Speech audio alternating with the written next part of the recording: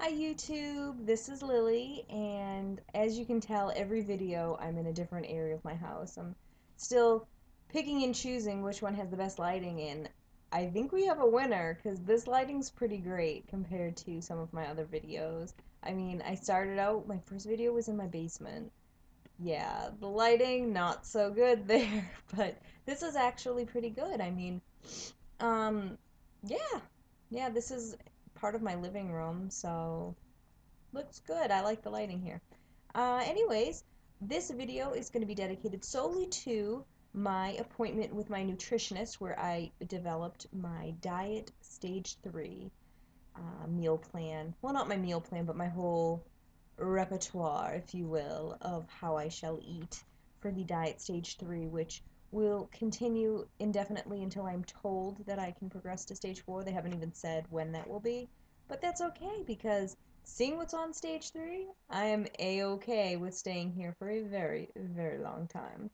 So stage 3, which by the way, I'm only 1 week post-op, well, a little over a week post-op now, but yeah, this is supposed to start 1 week post-op. First week of the stage 3 diet, I was told proteins only. After that, the second week and thereon, I can add in fruit and vegetable, but it's going to be one of those things where it's a 2 to 1, 2 bites of a protein, then 1 bite of a vegetable, then 2 of a protein, then 1 of a vegetable. So don't eat all your protein first, don't eat all your vegetables first, just kind of go back and forth so that when you are full, you've at least got a little of each, but more on the protein because that's what we need right now. So I'm actually just going to page through my binder here. I don't know if you've ever seen this. I was given this pre-op, and it's just a great big binder that they told me will be completely full at one point, at some point throughout my journey. So I actually like it. I like having everything just right at my fingertips. It's nicely put together. So good job, MGH Weight Center. I like it. Basically, some of the guidelines, as it says, for eating behaviors. Eat slowly, allow 10 minutes per 1 ounce of food. That's okay. I mean, I had Lappian for 3 years, so a lot of this is stuff that I've kind of been practicing for 3 years now. Stuff like eating slow, chewing, small bites. That's stuff that it's very status quo for me, so that was actually very easy for me to adapt to, but that's because I've been adapting to that for 3 years. Somebody who's fresh post-op, it'd probably be a little more difficult. But it's not impossible. Trust me, I've been doing it for years now, so it's definitely not impossible. They say if you have a food that you cannot tolerate, stop eating it. It's common sense. If you feel like it's stuck, get up, walk around for a while, walk around at least 10 minutes, walk around until it stops feeling that way. And, you know, you'll know when it stops feeling that way because for me, I found, because this is a couple days now since getting this diet, so I've tried some foods. I found that when I do get that food that just doesn't work, I can feel it like in my back. And I don't know if other people feel that, but I feel like back pain. When I had my lap band, if something was stuck, you just felt it right here. And it literally just felt like somebody was sitting on your chest, and it was horrible. This isn't pretty either. It makes my whole back hurt. I feel like I want to crack my back. I want a massage. If I just had one of those massage chairs from Brookstone, I would be all set. So that's what I'm saving my pennies up for now. It's like one of those $3,000 Brookstone massage chairs. I'm taking donations in case anybody wants to donate to that, to the Lily Needs a Massage Fund. That's fine. But yeah, so back to this. For fluids, nothing to drink half hour after you eat a meal. And my plan told me that I can actually eat right up to the, drink rather, right up to the first bite of food. But the second I start eating food, throw that glass of water away, push it to the side of the table where you can't see it. You're not going to be drinking anything till at least 30 minutes after you finish chewing and swallowing that last bite, which at the very beginning, having been on only liquids, I mean, I was setting my timer and I was sitting there counting the seconds going, I'm so thirsty, I'm dying. I just want something to drink. But as a couple of days have passed now, it's not near as dramatic, but at the beginning it was. I really wanted that drink. Other guidelines are to eat at least 3 meals a day. They prefer 4 to 5 small meals, and I mean, let's face it, all our meals are small, but to make two of them like a snack, something like a cheese stick or a little bit of refried beans, something like that. Different proteins, since that's all I can have for the first week. We've got all different types here. We've got plant-based proteins, anything from beans, like refried beans that are all smushed up, lentils, kidney beans, black beans, pinto beans, any sort of beans like that. I find I feel safer eating like refried beans or beans that are all mashed up, and I kind of refry them myself. Hummus also, which I have dabbled into because I do love myself some hummus. And it says vegetarian chili, which, you know, you probably just don't want it too soupy because it kind of would defeat the purpose of no drinking while you're eating. So you'd probably want like a nice thick chili. Also, soybeans, tofu, different types of meat substitutes like Morningstar, which is soy. They make like crumbles and they make patties, Boca burgers, that sort of Boca crumbles, that sort of thing. Dairy proteins such as low-fat cheese, which they're saying anything that is 3 grams of fat or less per 1 ounce. So to play it safe, because when I looked, even the low-fat stuff was more than 3 grams an ounce.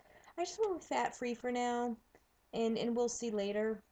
My cheese sticks are actually like 2.5. I got the light string cheese, so I actually lucked out with that because each string stick is 1 ounce and it's 2.5 grams of fat, so that's good. And then fat free or 1% cottage cheese. You've got yogurt, Greek yogurt, light yogurt. As long as it doesn't have 25 grams of sugar in it, it's okay. So anything under 25 grams. If you're really fresh post op, though, you don't know what's going to make you dump. I try to keep it safe and try to keep it around 15 because I just get too scared because I haven't dumped yet, and I don't want to, especially this early on. So I'm definitely not gonna dump on a friggin' cup of yogurt. Okay, so if I'm gonna dump, it's gonna be on something worthwhile and not yogurt. So I've been sticking with like 15 grams or less.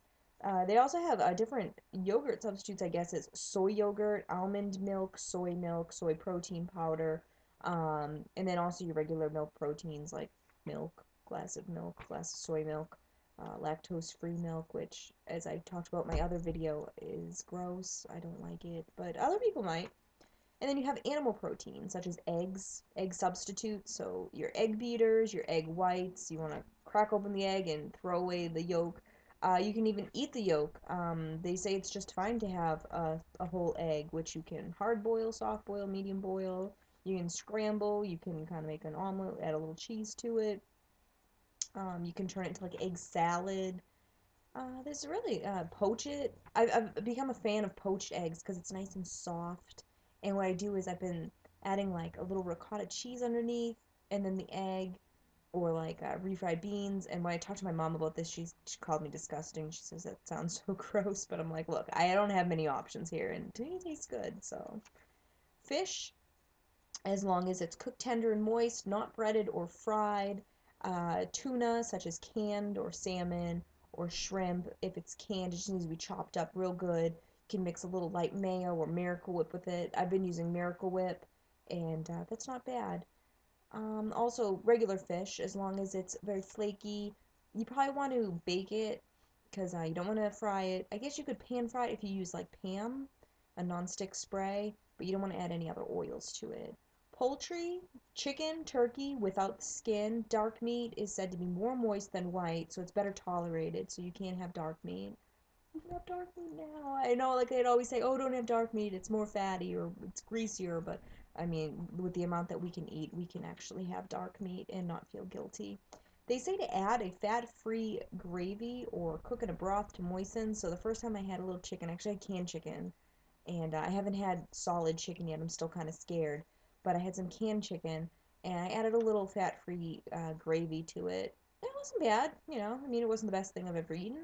I definitely, I love to cook, and I'm a really good cook, so it's been killing me to kind of eat out of cans, but it won't be forever. And then the other thing is lean meats. Lean ham, You can actually mix it with a no sugar added applesauce, or you can moisten it with fat-free gravy. You can have diced pork with a low-fat gravy to moisten it up. And then any sort of ground meat, like hamburg, turkey, pork, chicken. I mean, they make just about every animal ground up now, which is, I guess, nice in a way. Bad for the vegetarians, but good for us carnivores. And you can just get the ground up stuff and just eat. You probably want to make an ounce. You don't want to push yourself. And that's the thing is just start out with an ounce. I found myself putting more than an ounce, not being able to eat barely any of it. And when I did an ounce, I still could barely eat any of it. So it just makes you feel less bad, you know, letting the poor kids in China starve, like your parents would tell you, when you're only leaving a portion of an ounce on your plate. So that's about it. That's what I've learned so far. I think I'm over my minute, so I'm going to end this here. Stay tuned. Watch my next video where I talk a little more about stage 3 of the diet. Thanks, guys.